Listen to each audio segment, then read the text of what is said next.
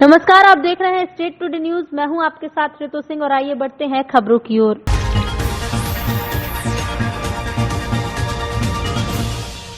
फ्रीगंज की पौष कॉलोनी अलकनंदा नगर से sex racket पकड़ाया है। इस मामले में 7 महिलाओं सहित 12 लोगों को गिरफ्तार किया गया है। इस गिरोह का सरगना खुद को कैटरिंग का संचालक बताता है। पुलिस अधिकारियों से मिली जानकारी के मुताबिक पुलिस अधीक्षक सत्येंद्र कुमार शुक्ल को देह व्यापार की सूचना मिली थी। इसके बाद इस पूरे मामले में टीम बनाकर कार्रवाई की गई। डीएसपी सोनू परमार के मुताबिक 12 लोगों को गिरफ्तार किया गया है, जिसमें से अधिकांश उज्जैन के रहने वाले हैं। सभी महिलाएं भी उज्जैन की रहने वाली हैं। ब्यूरो चीफ उज्जैन मनीष राठौर की रिपोर्ट। मैडम बताइए, एक उज्जैन पुलिस की बड़ी सफलता है, सेक्स रैकेट का भंडाफोड़ किया है, क्या है पूरा मामला? ये नानाखेड़ा क्षेत्र में अलकनंदा कॉलोनी में एक सूचना मिली थी हमें, और उस सूचना पे ही कार्रवाई की गई है। इसमें 5 महिलाएं और 7 पुरुषों को जो है इसमें पुलिस ने पकड़ा है। कार्रवाई की जा रही है आगे। मैडम कहाँ के हैं युवक और युवतियाँ का कुछ? ये अलकनंदा कॉलोनी की है। और भी कुछ जानकारी चला रहा था? अभी कार्रवाई की जा रही है, पूरी जांच हो रही है। कब से चल रहा था ये गोरखनंदा? अब इसकी सूचनाएं मिल रही थी, जैसे ही हमें पुख्ता सूचनाएं मिली वैसे इस पर कार्रवाई की गई है। और भी कोई खुलासा होने की संभावना है? काम कर रहे हैं, जैसे ही कोई और सूचना मिलती है आगे कार्रवाई करेंगे।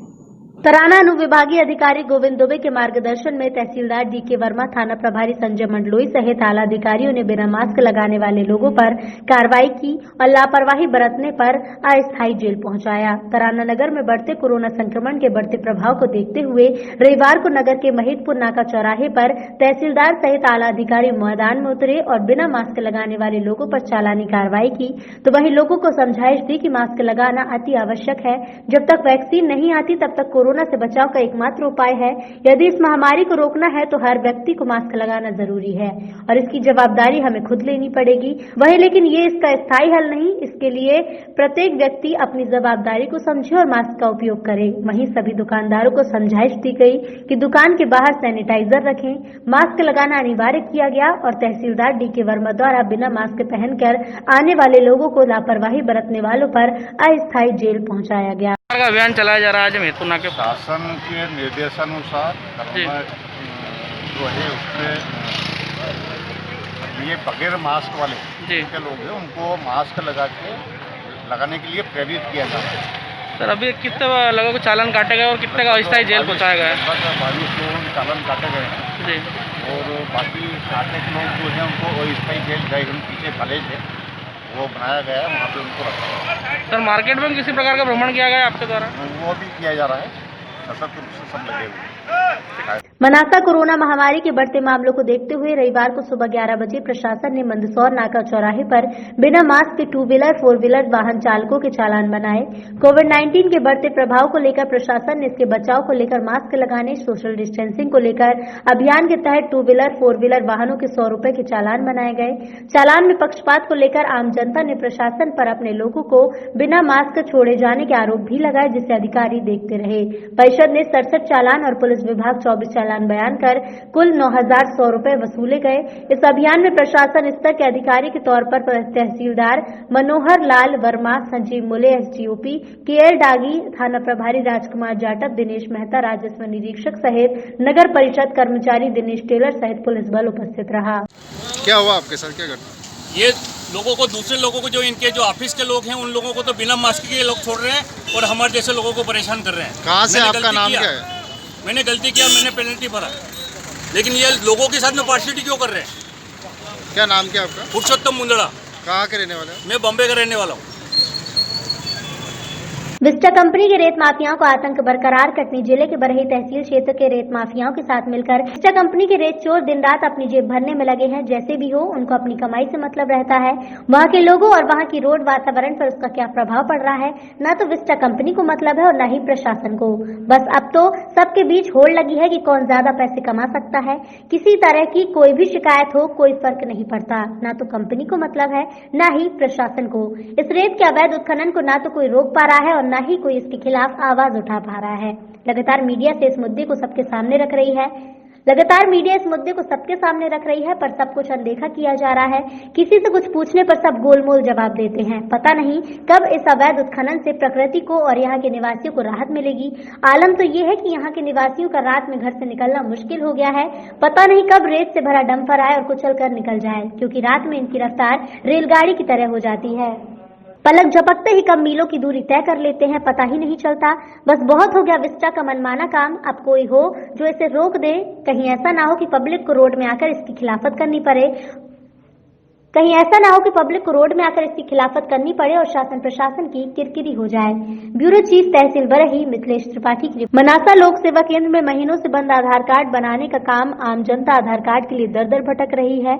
तहसील मुख्यालय में लोक सेवा केंद्र में स्थित आधार कार्ड बनाने का काम महीनों से बंद है। रोजाना आधार कार्ड बनाने आने वाले लोग भटक रहे हैं। वहीं शासन प्रशासन भी इस ओर ध्यान नहीं दे रहा। वहीं महीनों से टेक्निकल खराबी बताकर आमजनों को गुमराह किया जा रहा है। जवाबदार अधिकारी को इस ओर ध्यान देना चाहिए। थाना कैमोर के सूचीबद्ध गुंडा बदमाश अभिलाष अवस्थी उर्फ ढक्कन उर्फ बबलू पिता राजेश्वरी अवस्थी उम्र 29 साल निवासी अमरैया पार कैमोर के द्वारा दिनांक 15 अक्टूबर 2020 को सुजीत कुमार उर्फ छोटू कोल को सह आरोपी मुकेश तिवारी जगबंधु सिंह गौड़ के साथ मिलकर सार्वजनिक तौर पर गाली गलौज जान से मारने की धमकी दी। जाकर मारपीट कर जातिगत रूप से अपमानित किए जाने की रिपोर्ट पर थाना कैमूर में अपराध क्रमांक 235/20 धारा 3(1)(3)(1)(2) VA अनुसूचित जाति और अनुसूचित जनजाति अत्याचार निवारण अधिनियम और 294, 323, 506 और 34 भारतीय दंड विधान पंजीबद्ध किया गया। घटना वारदात के बाद से सूचीबद्ध गुंडा बदमाश ढक्कन उर्फ बबलू कैमोर में अपने निवास पते से फरार चल रहा था। ढक्कन और अभिलाष अवस्थी के विरुद्ध थाना कैमोर में मारपीट, गाली गलौज, धमकी, अड़ीबाजी, जुआ और अनुसूचित जनजाति जाति अत्याचार निवारण अधिनियम के तहत 1 दर्जन आपराधिक मामले दर्ज हैं। पुलिस अधीक्षक कटनी श्री ललित शाक्यवर द्वारा दिनांक 4 नवंबर 2020 को फरार चल रहे सूचीबद्ध गुंडा बदमाश ढक्कन और अभिलाष अवस्थी की गिरफ्तारी पर 3000 रुपए का नगद इनाम दिए जाने की घोषणा जारी की गई। पुलिस अधीक्षक कटनी श्री ललित शाक्यवार के दिशा निर्देश और एसडीओपी विजय राघवगढ़ शिखा सोनी जी के मार्गदर्शन में टीआई कैमोर अरविंद जैन ने आरक्षक प्रेम शंकर पटेल नंबर 509 और आरक्षक अनिल स्वर्णकार नंबर 175 के साथ साइबर सेल प्रभारी उप निरीक्षक नीरज दुबे, आरक्षक सत्येंद्र के सहयोग से फरार अनामी बदमाश ढक्कन उर्फ अभिलाष अवस्थी को आज झुके ही जिला सतना से गिरफ्तार करने में सफलता हासिल की है। गिरफ्तार किए गए आरोपी ढक्कन उर्फ अभिलाष अवस्थी की विरुद्ध धारा 110 दंड प्रक्रिया संहिता के तहत आदतन अपराधियों के विरुद्ध की जाने वाली कार्रवाई में भी गिरफ्तार किया गया है। पुलिस अधीक्षक कटनी श्री ललित शाक्यवार जी के आदेश पर द्वारा उक्त आदतन अपराधी ढक्कन उर्फ बबलू उर्फ अभिलाष अवस्थी निवासी अमरैया पार थाना कैमोर जिला कटनी के विरुद्ध जिला दंडाधिकारी महोदय कटनी के समक्ष जिला बदर की कार्रवाई भी की जा रही है।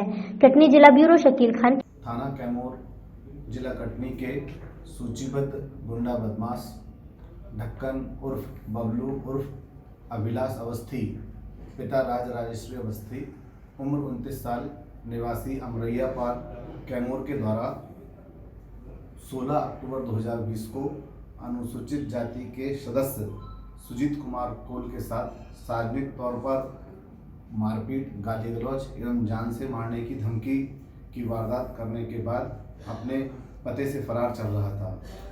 पुलिस अधीक्षक कटनी श्री ललित शाक्यवार जी द्वारा उक्त फरार गुंडा बदमाश ढक्कन उर्फ बबलू अवस्थी की गिरफ्तारी पर 3000 रुपये का इनाम घोषणा जारी की गई थी।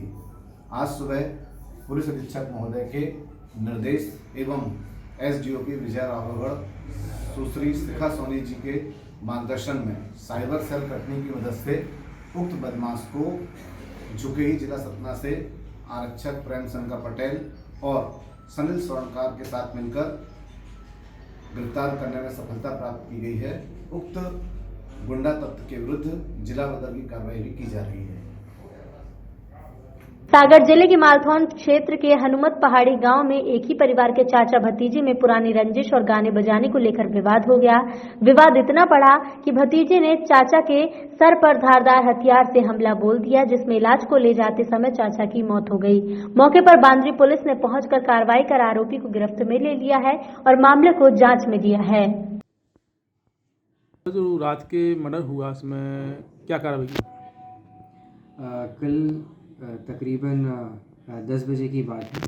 पुलिस को ऐसी सूचना मिली, उजनेर चौकी अंतर्गत हनुमत पहाड़ी यहाँ पे एक विवाद हो गया था। विवाद होने पर से दो पक्षों में लड़ाई होने से जो चोटें आई थी, विजय पिता राम गुलाम यादव को, इसको अस्पताल लेते जाते समय उसकी मृत्यु हो गई, जो चोट आई थी उसके कारण से।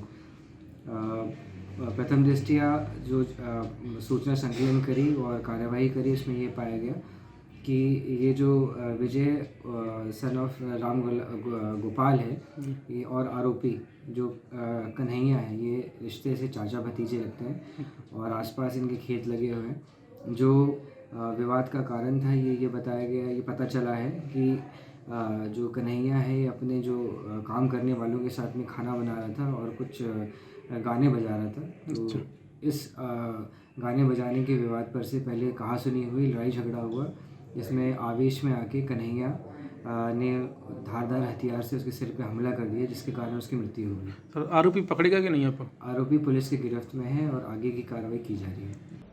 जी हां, हम बात कर रहे हैं मध्य प्रदेश के आगर मालवा जिले के सुसनेर तहसील की, जहां पर रविवार 22 नवंबर 2020 को दोपहर में मध्य प्रदेश के मुख्यमंत्री शिवराज सिंह चौहान कुछ मंत्रियों के साथ सालरिया गौ अभ्यारण्य पधारे, जिनका जनप्रतिनिधियों द्वारा हेलीपैड पर स्वागत किया गया। स्वागत के बाद गौ पूजन कार्यक्रम और विकास के लिए भूमि पूजन कार्यक्रम संपन्न हुआ। उसके बाद अभ्यारण्य के शेड क्रमांक 8 में कुछ गाय रखी गई थी, जिनकी पूजा गोपाष्टमी के अवसर पर मुख्यमंत्री के द्वारा की गई। पास ही अन्य शेड क्रमांक 24 में बीमार गाय भी थी, जिसकी सुध किसी ने नहीं ली। प्रशासन द्वारा अभ्यारण्य में लगाई गई प्रदर्शनियों का अवलोकन मुख्यमंत्री द्वारा किया गया। अवलोकन के बाद अभ्यारण्य में ही बैठक आयोजित की गई। अंत में अभ्यारण्य में दूसरे कार्यक्रम स्थल पर मुख्यमंत्री की सभा का आयोजन हुआ, जिसमें उन्होंने सभा को संबोधित करते हुए कहा कि हम अभ्यारण्य को पर्यटन केंद्र बनाएंगे। मध्य प्रदेश में 2000 गौशाला का संचालन करेंगे। गौशालाओं के लिए सरकार आमजन से टैक्स वसूल करेगी। साथ ही गौ अधिनियम बनाया जाएगा। गाय के मूत्र से जो भी वस्तुएं बनेंगी वो बनाई जाएंगी और अभ्यारण्य में जो फिनाइल बनाई जाएगी उसका उपयोग सभी कार्यालयों में सफाई के रूप में होगा। अंतिम संस्कार और होली में लकड़ी के स्थान पर गोबर के कंडों का उपयोग करेंगे। आंगनबाड़ी में बच्चों को अंडा की जगह दूध देंगे। इस अवसर पर कार्यक्रम में मुख्यमंत्री के साथ आए हुए मंत्रीगण, राजगढ़ और शाजापुर सांसद, जिला पंचायत अध्यक्ष, स्थानीय विधायक राणा विक्रम सिंह, पूर्व विधायक और जनप्रतिनिधिगण और भोपाल उज्जैन से पधारे हुए प्रशासनिक अमले के साथ जिले के प्रशासनिक और स्थानीय अधिकारी मौजूद रहे। अब आपको बता दें कि अभ्यारण्य में सभा स्थल को छोड़कर प्रशासन द्वारा बनाए गए पासी हेलीपैड पर जिले से पधारे और स्थानीय मीडिया कर्मियों को कवरेज करने के लिए जाने नहीं दिया गया। साथ ही प्रशासन द्वारा अभ्यारण्य में दूसरे स्थान पर आयोजित मुख्यमंत्री के अन्य कार्यक्रम में भी प्रशासन द्वारा मीडिया कर्मियों से दूरी बनाए रखी। प्रशासन द्वारा मीडिया कर्मियों से कहा गया कि आपको सभा स्थल तक जाने और सभा स्थल पर कार्यक्रम का कवरेज करने के लिए ही प्रशासन द्वारा मीडिया पास बनाए गए हैं। अभ्यारण्य में आयोजित मुख्यमंत्री द्वारा दूसरे कार्यक्रम के लिए नहीं। अभी तक का जिले का एक ऐसा पहला कार्यक्रम रहा जहां प्रशासन द्वारा सभा स्थल को छोड़कर अभ्यारण्य में अन्य जगह पर आयोजित कार्यक्रम में जिले के और स्थानीय मीडिया कर्मियों को कवरेज करने के लिए जाने नहीं दिया गया। आखिर मृतक रोशनी सेन उम्र 25 वर्ष, पति दीपक से, निवासी नेमझर, थाना बहोरीबंद। घटना लड़की के घर वालों का आरोप है कि लड़की की सास ने जहर देकर मार डाला। उन्होंने ये भी आरोप लगाया है कि ससुराल वालों ने उसको गेहूं कीटनाशक देकर खिला दिया है। अब उपचार के लिए बांकल शासकीय अस्पताल लेकर गए हैं। तब तक रोशनी जिंदा थी। डॉक्टरों ने रोशनी को देखकर चेक किया कि मरीज की हालत ज्यादा सीरियस है। उन्होंने चेक करते ही मरीज को रेफर कर दिया जिला अस्पताल कटनी में। यहां पर इलाज के दौरान रोशनी सेन की मृत्यु हो गई। लाश का पोस्टमार्टम करवाया गया। रोशनी के घर वालों को शव सौंप दिया गया। कटनी जिला ब्यूरो शकील खान की रिपोर्ट। हम और पापा खेत में थे, पानी लगा रहे थे। अब जैसा भी जो कुछ वाद विवाद घर पे इनका बन गया हो मम्मी से,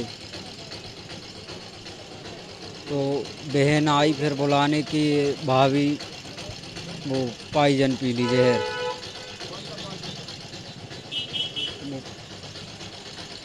गेहूं में डालने वाली दवाई, कीड़ा मारने वाली।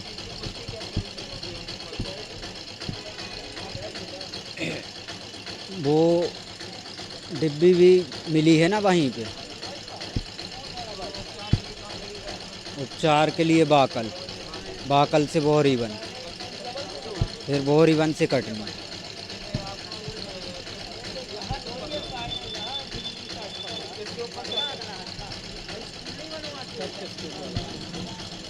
शक के ऊपर अब झगड़ा भाव है जिससे वही मम्मी कहानी और का जिससे झगड़ा भाव है कुसुम बाई से बच्चा हूँ रोशनी से हूँ पत्नी है मेरी निगझर की दीपक से हैं। सागर जिले के मालथोन में भूमाफियाओं के हौसले इतने बुलंद है कि दिनों दिनों भूमाफिया खाली पड़ी शासकीय भूमि पर कब्जा करते जा रहे हैं। मालथोन के ग्राम अट्टा मंझेरा के पास सैकड़ों एकड़ शासकीय भूमि खाली पड़ी है, जहां बेशकीमती पेड़ लगे हुए हैं, लेकिन पिछले कुछ दिनों से भूमाफियाओं द्वारा उस खाली पड़ी शासकीय भूमि पर कब्जा कर बेशकीमती पेड़ों को काटा जा रहा है। मंझेरा मौजा के खसरा नंबर 198 पर बाहरी लोगों द्वारा कब्जा कर लिया गया है। भूमाफिया जंगल में खाली पड़ी इस भूमि पर अपना निवास बना लिया है। पेड़ों को काटकर उसमें खेती करना भी शुरू कर दिया है, लेकिन प्रशासन के किसी भी अधिकारी को इसकी जानकारी तक नहीं है। वहीं स्थानीय आदिवासी लोगों का कहना है कि जब से भूमाफियाओं द्वारा कब्जा किया जाना शुरू हुआ है, तब से ही वो पटवारी से लेकर तहसीलदार तक शिकायत कर चुके हैं, लेकिन अभी तक कोई कार्रवाई नहीं हुई है। दिनों दिन पेड़ों को काटकर कब्जे की सीमा को बढ़ाया जा रहा है। लोगों का कहना है कि वर्षों से इस भूमि पर हमारे पशु चरने जाते थे, लेकिन कब्जा हो जाने के बाद हम लोगों को बहुत ही परेशानी होने लगी है। हाँ जी सर, हम और का पेड़ से करे हैं और जी लोग बाहर से आके हम को धमकी देते हैं, पीड़ी मीड़ी काटते हैं, हम को करनी देते हैं। तो हैं कौन जी लोग? जी बाहर के हैं। अच्छा, हाँ। तो ये राजस्व की भूमि पर कब्जा कर लिया है? हाँ। इसकी शिकायत कहीं 2-3 बार करी। अच्छा। हाँ। कोई कार्रवाई नहीं? कोई कार्रवाई नहीं हुई। अच्छा, तो ये पेड़े भी काट रहे हैं? हाँ, पेड़ी मीड़ी भी काट रहे हैं। अभी मेरे संज्ञान में आया है, आपके द्वारा बताया गया है, मैं संबंधित पटवारी से जानकारी लेता हूँ। यदि शासकीय भूमि पर अतिक्रमण पाया जाता है तो नियमानुसार जो भी होगी उनके विरुद्ध कार्रवाई की जाएगी। दिनांक 16 अक्टूबर 2020 को फरियादी अशोक कुमार अग्रवाल पिता स्वर्गीय गोपीनाथ अग्रवाल उम्र 62 वर्ष निवासी मऊ घाट वृंदावन गेट मथुरा उत्तर प्रदेश द्वारा रिपोर्ट दर्ज कराई गई थी कि मैं अपने मालिक राकेश जैन निवासी जैन मार्केट कटनी के यहाँ चांदी सप्लाई करता हूँ, जो राकेश जैन की 11 किलो वजनी चांदी के जेवरात, अंगूठी, सिक्के और प्लेन चांदी की 2 सिल्ली सप्लाई करने के लिए वो कटनी आया था, जहाँ फरियादी ने करीब 1.25 किलो चांदी कटनी में सराफा व्यापारी को बेचकर शेष चांदी बैग में रखकर बस स्टैंड आया और चांदी से भरा बैग बस की सीट में रखकर चाय पीने नीचे उतरा। इसी दौरान अज्ञात चोर ने फरियादी का मशरू का चोरी कर लिया। रिपोर्ट पर थाना कुठला जिला कटनी में अपराध क्रमांक 706/2019 धारा 379 का मामला कायम कर लिया गया है। श्रीमान पुलिस अधीक्षक महोदय ललित शाकेवार ने मामले की गंभीरता को देखकर शीघ्र आरोपियों की पतासाजी और चोरी किए गए माल मशरूका की बरामदगी के लिए आवश्यक निर्देश दिए हैं। घटनास्थल की सीसीटीवी फुटेज खंगाले गए तो पता चला कि सफेद रंग की स्विफ्ट कार क्रमांक MP 11 CC 6442 से चोराकर चोरी करने के सुराग मिले और फुटेज में चोर फरियादी का बैग ले जाते दिखा, जिससे विवेचना में पाया गया ये चोर जिलाधार के ग्राम खेरवा जागीर थाना मनावर के मुस्लिम कंजर हैं, जिनके बारे में जानकारी लेने पर ज्ञात हुआ कि इन बदमाशों के यहाँ यही धंधा होता है, जो पूरे भारत में देश में घूम घूम कर ये चोरियां करते हैं। मेरा बैग सूटकेस चोरी करते हैं। इतना ही नहीं, ये बहुत शातिर होते हैं, यहाँ तक कि अपने मोबाइल का उपयोग भी बहुत कम करते हैं। बदमाशों की गिरफ्तारी के लिए थाना प्रभारी कोटला निरीक्षक विपिन सिंह, उप निरीक्षक रमेश गौरव आदि ने साइबर सेल का उपयोग किया। इंदौर द्वारा साइबर सेल की मदद ली गई। कुछ लोगों को यहाँ से इंदौर भेजा गया, जहाँ से आरोपी इरफान खान पिता बहादुर खान उम्र 28 साल निवासी खेरवा जागीर थाना मनावर जिले का इंदौर ने पकड़ा। पूछताछ पर आरोपी ने अपना जुर्म स्वीकार कर लिया है। चोरी की गई चांदी के जेवरात अपने घर में रखे होना बताया। टीम आरोपी को लेकर उक्त गांव खेरवा जांगीर पहुंची, जहां आरोपी ने अपने घर से चोरी किए गए चांदी के जेवरात बैग सहित पेश किया, जो प्रकरण का मशरूका करीब 9 किलोग्राम कीमती 5 लाख रुपए का जब्त किया गया। आरोपी को गिरफ्तार कर अपने मेमोरेंडम कथम में अपने साथी मोती खान पिता गनी आयूब पिता निजाम कालू उर्फ अशरफ पिता गनी आलम पिंटू बहादुर निवासी ग्राम खेरवा के साथ मिलकर चोरी करना पाया गया। आरोपियों को पकड़कर न्यायालय में पेश किया गया है और रिमांड में भेजा गया है। कटनी जिला ब्यूरो शकील अशोक कुमार अग्रवाल चांदी से भरा बैग जिसमें चांदी की ज्वेलरी थी लेकर जा रहे थे। बस स्टैंड में अज्ञात बदमाशों द्वारा चांदी का बैग बस से निकालकर चोरी कर लिया गया था, जिसमें CCTV फुटेज और अन्य साक्ष्य संकलित किए गए। श्रीमान पुलिस अधीक्षक महोदय ललित शाकवार साहब द्वारा एक टीम का गठन किया गया, जिसमें टीम द्वारा पूरे साक्ष्य संकलित किए जाकर के इसमें अज्ञात आरोपी गणों का पता किया गया था। आरोपीगण जिला धार के खैरवा जागीर गांव के थे, थाना मनावर लगता है, जो पूरे भारतवर्ष में घूम फिर कर ज्वेलरी के बैग सूटकेस लिफ्ट करते हैं।